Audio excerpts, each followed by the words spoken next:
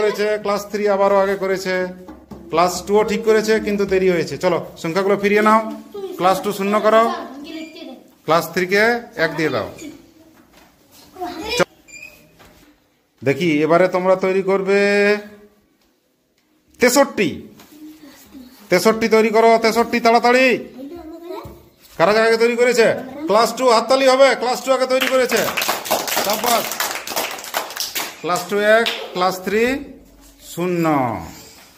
এখন আমাদের স্কোর দুটো দলেই কিন্তু 2-2, অর্থাৎ ভালো খেলা হচ্ছে। এবারে তোমরা তৈরি করবে 76। 76 তৈরি করো, দেখি কারা আগে পারে।